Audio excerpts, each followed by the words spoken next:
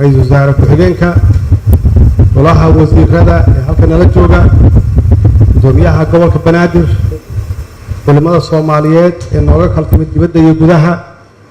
dhammaan marti sharafta kale bahda saxaafadda kulli waxaan ku salaamay assalaamu calaykum wa rahmatullaahi wa barakaatuh Allah mahadle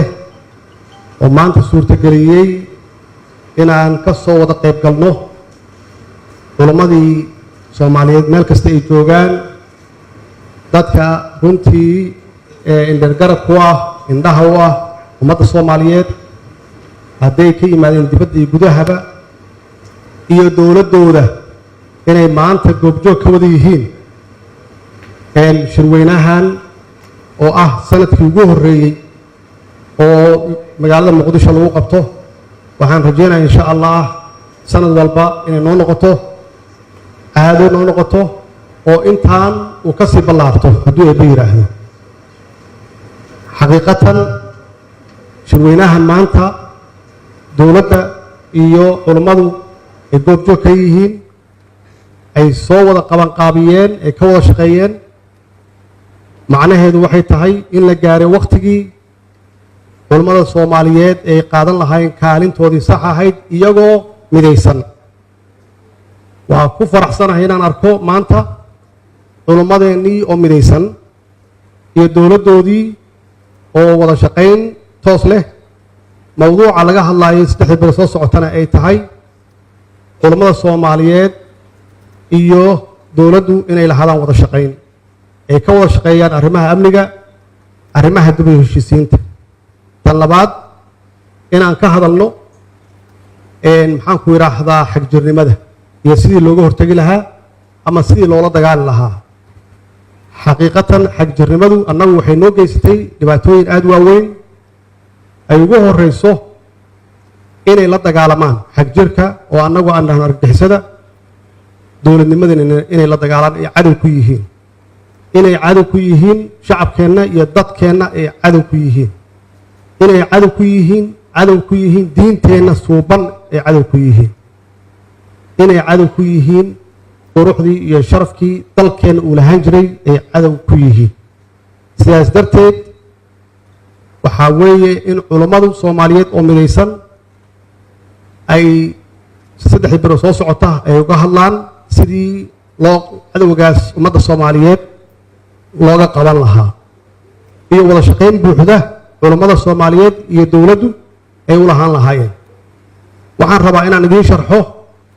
oo warbixin yar ka siiyo waxa aan ka wada shaqaynayno iyo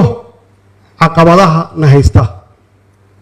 waxaa laga yaabaa qof walba inuu soo arko laakiin iyadoo dhab ah waxay tahay waad la socotaan qaraxyada iyo burburka ay geysanayaan qolooyinkan xagjirka ah qolooyinkan argagixisada ah ay ku xalaalaysteen dhiigga shacabkeenna ee muslimiinta ee Soomaaliyeed taas waa mid caqabadaha dalkeenna haysata waxaa kaloo ka mid ah oo aan wada ognahay qabyaalad oo dhowr jeer lagu soo celiyo iyo waxa aan ugu naqaano awood qaybsiga oo runtii markii laga hadlayo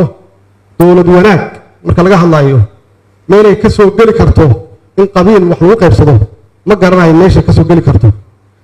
meel ay ka soo gali karto qarannimo iyo qabiil ama qabyaalad ma garanayo annagoo doonayna inaan caalam la tartanno oo dalkeenna runtii uu noqdo wadamada ugu wanaagsan haddii aan awood qaybsigeena uu ku salaysan yahay sida ay tahay waxay la tahay waa soo aragnay 18 sano sidee wax ahaayeen haddana haddii aan laga gudbin waxay la tahay waxaan gelaynaa muddadaasi muddo ka dheer oo tii yaan gelaynaa waxaa la sheegay dhibaatooyinkaan qabno waxa weeye oo runtii aan la garanaynin qofkan siyaasiga waxa uu u yaqaano mucaarad iyo waxa loo yaqaano dumin mucaaradku waa wanaagsan yahay waa wax wanaagsan in lagu kala fikrad wanaado qof walba ra'yigiisu soo jeediyo uu ka hadlo program iyo agenda uuna sheego solution xalkiina uu ku daro uu yiraahdo مثلا dowladdu programyadaasi way ku khaldan tahay waxa weeye solution xalkuna وكو يلابي يسده تاسي ما أها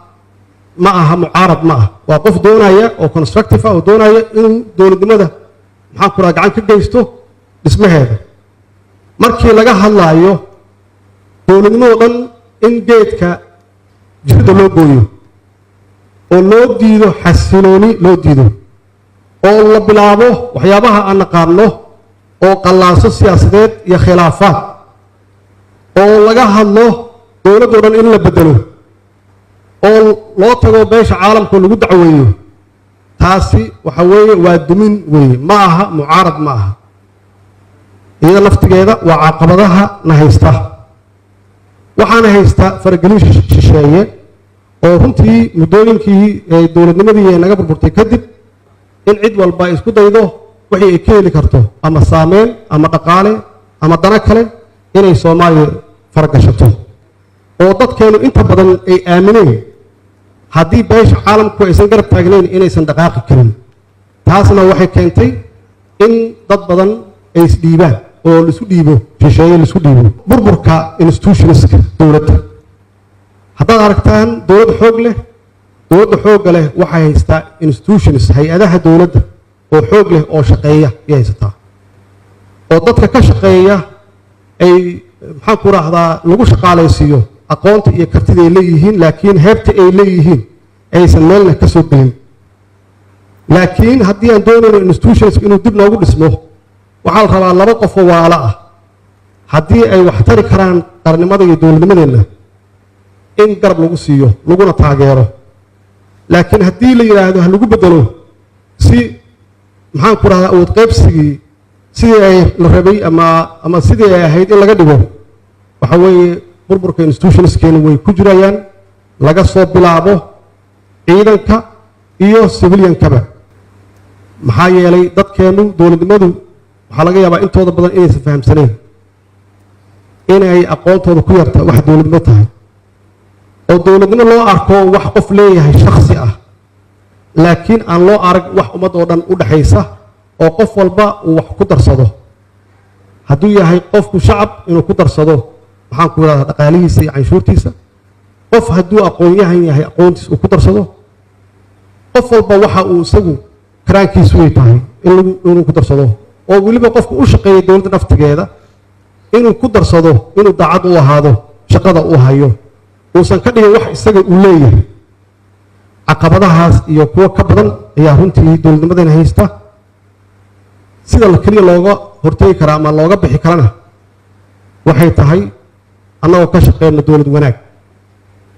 wanaag oo aasaas u ah daacadnimo iyo sida diinteena noo sheegayso ammaanada ummaddu ay u dhiibatay mas-uuliyiinta inay u hayaan cadaaladna ay ku maamulaan taasi waxaa la faray qofka mas-uulka ah taas yaa waxaa la rabaa inay u noqoto aasaas u noqoto dowladnimadaasi waxaa lagu ilaalin karaa waxa weeye ciidan wey haddaadan ciidan lahayn qaran ma noqon kartid ciidankaasi waa inuu awood u leeyahay dalka inuu difaaco haddii ay tahay cadow shisheeye iyo cadow gudaba ciidamadaas waxaa laga rabaa inay ilaaliyaan amniga iyo nidaamka iyo kala dambeynta iyo xasiloonida inay ilaaliyaan haddii dalku uusan ciidan lahayn ama ciidankiisu u kala qaybsan yahay siyaabaha aan sheegay oo hore dalkaasi ma noqonayo dal istaagan oo runtii la tartami kara ama la jaan qaadi kara caalamka intiisa kale tan ugu muhiimsan waa culummada maxaa yeelay culummadu waa indhaha bulshada wey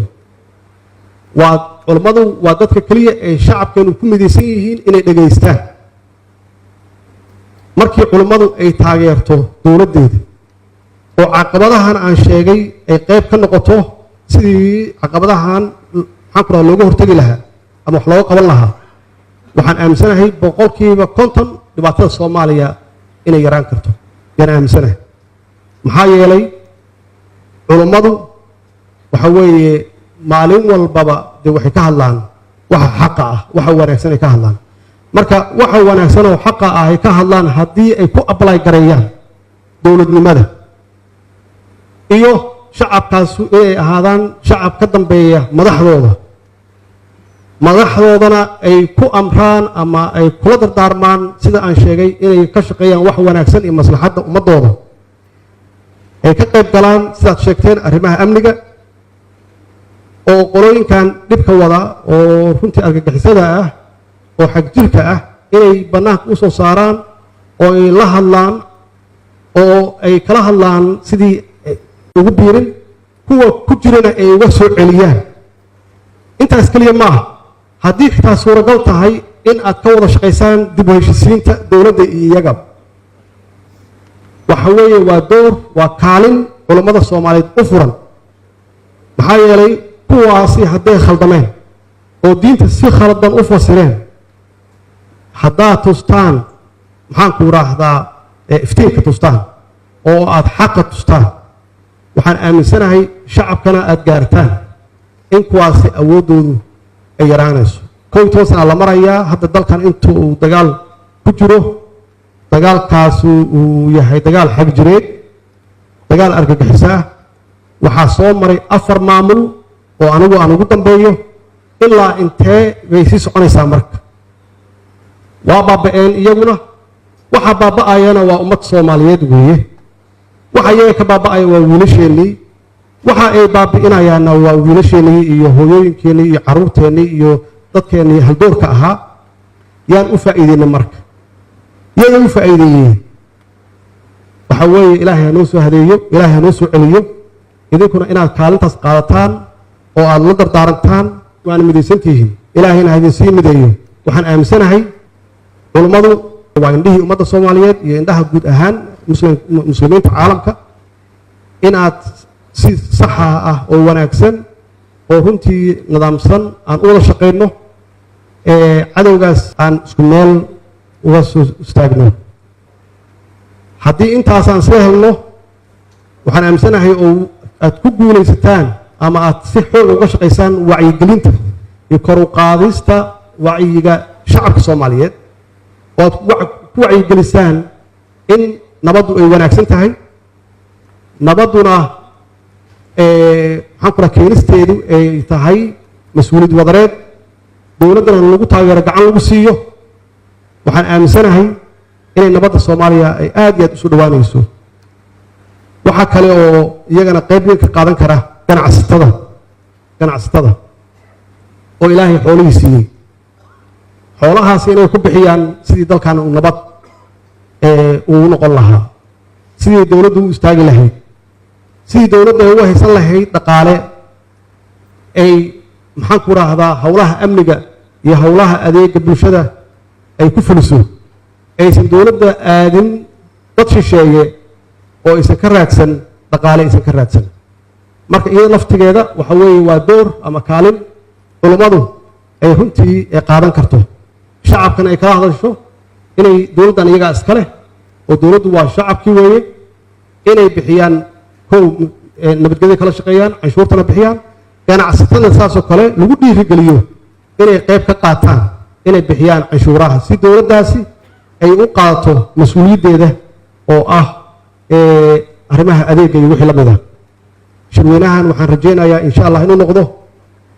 shirweyne taxana ah oo socda bacdama uu yahay maanta kii ugu horreeyey in sanadla uu noqdo oo sanad walba aan qabanno oo weliba marka ugu dambaysa insha allah aan gaarno inaan isbartibada ku qabanno oo ummadda soomaaliyeed kulli aan ku casilno annagoo mida guud ahaan ummadda soomaaliyeed meel kasta ay joogaan